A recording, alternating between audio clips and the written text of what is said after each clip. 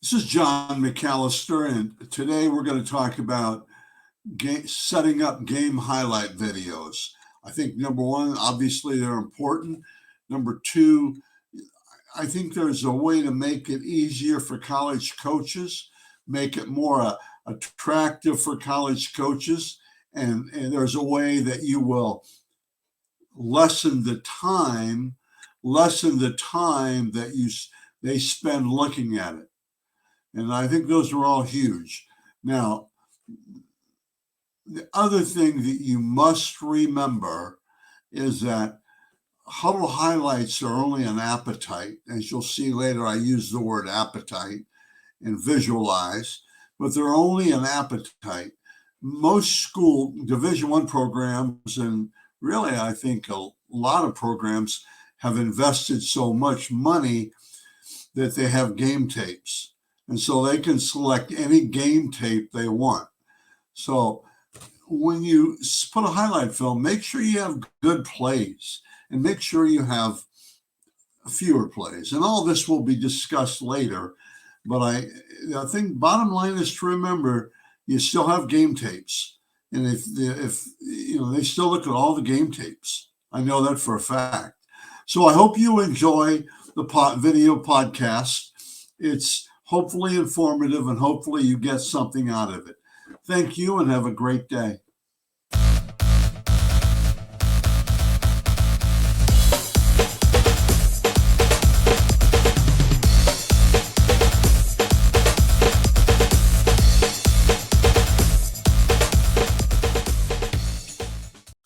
This is John McAllister with the McAllister Scouting Report, and today I'd like to talk to you about making a highlight video, making that all-important highlight video.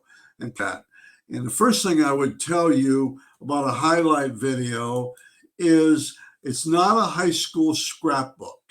So if you want to make one, a video scrapbook, so I don't know what that means, but if you want to make one, go ahead and make one. But the colleges don't want to see all the little watch this, hit that. They don't want to see those little things you put in there commenting on. And they don't want to see, as we'll explain later, 50 plays. And they don't want to see things, they don't want to hear music. They don't want that stuff. Because for me, it's not as bad as it used to be, but they used to have somebody selling videos to colleges that would make all these music and all this dancing, all that stuff. That's not necessary. You don't need to make a scrapbook. Now, if you do, go ahead and make a scrapbook, but make your college highlights video separate. You don't want them to be the same. And what I would do, I just think that it makes it a lot easier. And I used to comment on that. I don't need to see this. Let's start with the very first thing is you're making a complete total highlight video.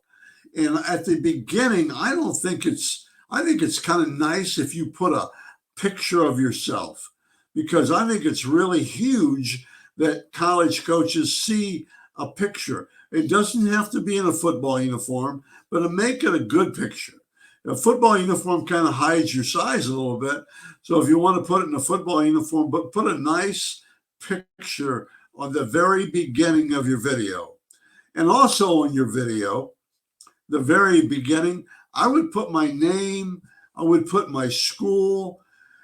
Height and weight's such a farce because most people don't tell the truth.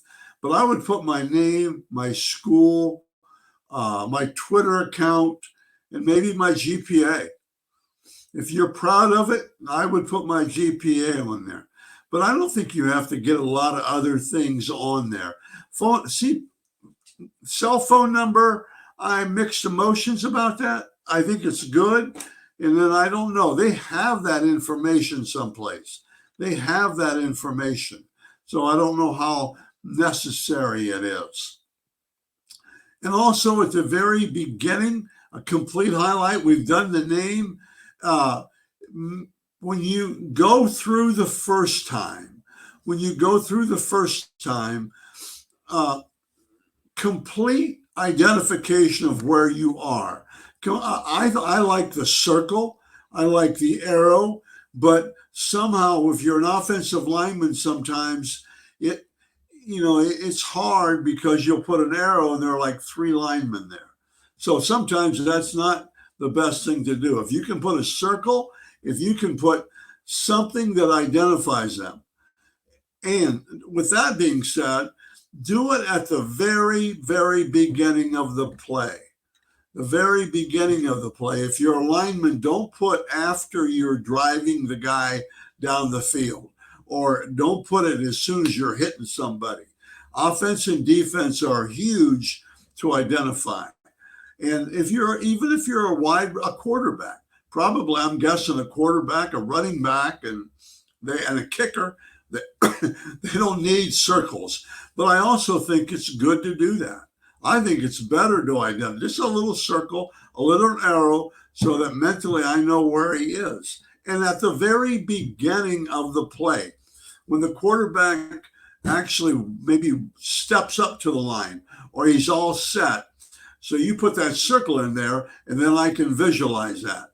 And then after 5 plays, you keep going, and I get in the routine then, or I get an idea of where you are. Defensively, quarterbacks, I think you should, running backs, wide receivers, get it at the very, very beginning of the play. Not when he's 3 steps down the field, not when he's 4 steps, or not when he's making the catch. Get it at the very beginning, and you'd be surprised how many people don't do that. When I started doing video, 20 years ago, highlight videos for colleges, I had to have it at the very beginning, when they get in their stance, because the coach wants to visualize that at the very beginning. And it's complete. It goes back to what I say, total complete highlight video. I think it goes all the way. And I think that's good. Okay. Anything else on video? I don't think so. Oh, I know one other thing when you're doing complete video. If you're a lineman or offensive linemen are guilty of it. They drive the defensive man halfway down the field, or they keep driving him the ball. That's not impressive to me. A lot of times those defensive linemen are half your size. And so you make it like it's a big thing. Well, it's not. It's not. In fact, I don't think it's necessary. When you pass block, I think that's a little more important, is to get the whole complete pass block and then get upfield. If you're a quarterback, maybe you have a block someplace. Okay. Maybe you have a block, and you show that, or show running the ball. Don't start out. I think I have another example of this, but don't start out with 15 pass plays. Okay. Vary your pass plays. As a quarterback, if you're rolling out, sprinting out, if you drop back, get a version early of all of those. And I think the other thing with, if you're a quarterback, show running the ball early, mix it in. It doesn't, you don't have to show 10 passes in a row, 15, and then maybe 15 running plays. If you're a running back, show different plays. Maybe you're catching the ball, put that in early. You've got a couple of long runs, put that in early. If you mix it up with some, maybe blocking, we've talked about some of those. Wide receivers, if you get a great block, put that in early. You're looking for the complete total package of yourself. Okay. The complete total package of yourself. And that's huge. Okay. Arranging your highlight video. It's important. Okay. It's important. Go through every game, and you can do this game 1, game 2, game 3, game 4, game 5, 6, 7, 8, 9, 10. Let's see. Arrange them all in that kind of order, okay? not 1, 2, 3, 4, 5, 6, 7, 8, 9, 10. That's what you start with. But be careful, because I will tell you what you need to do.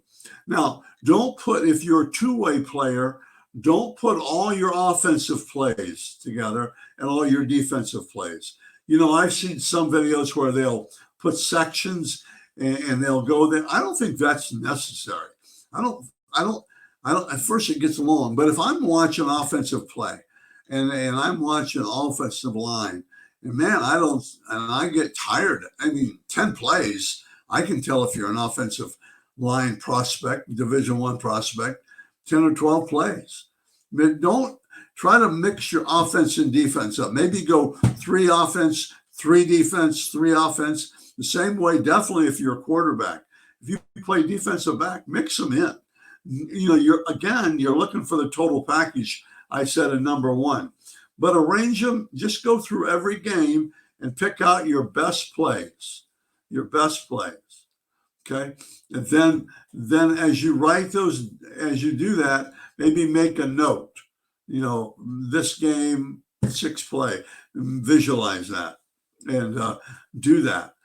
Okay. And then I think arranging your highlight video, that's what I was, make sure they're you've got them all covered. Okay, you have them all covered. Then come back, length of video. Now, to me, this is huge, because length of video, I would think 25 plays, almost max, 25 plays. And you can no more than that. Okay. Let me check my notes here. Don't put in routine plays. Don't overkill running the football as a running back. Don't put in your best plays, and your 25 is more than enough, honestly. And mix them up, arrange them.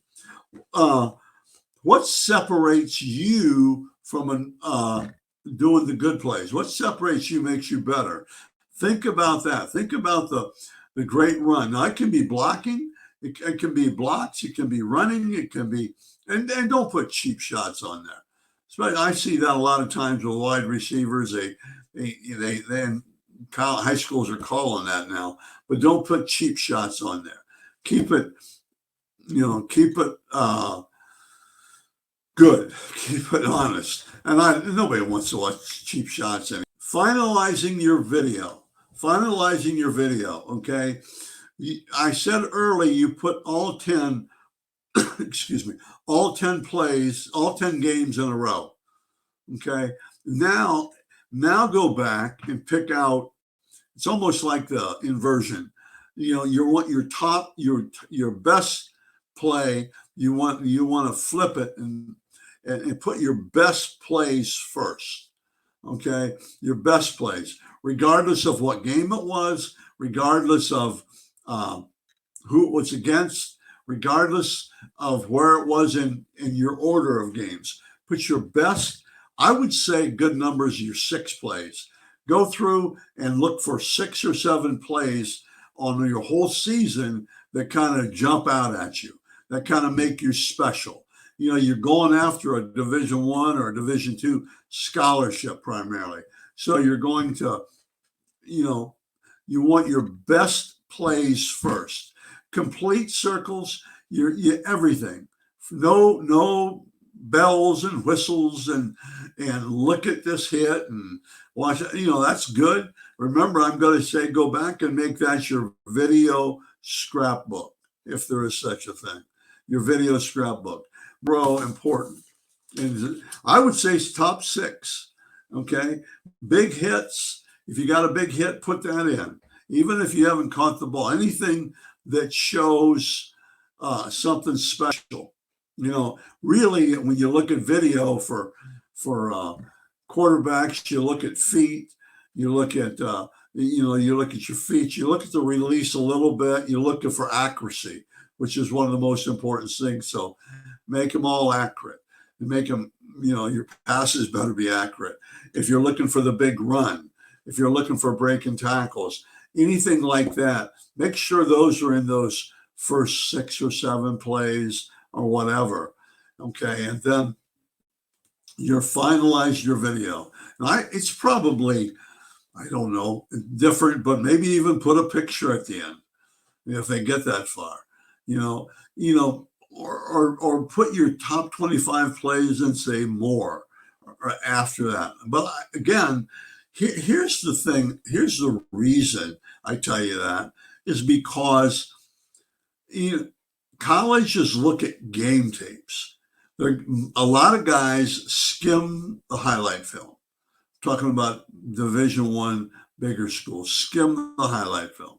They look at it and see some good plays, but what they really want are the full game tapes.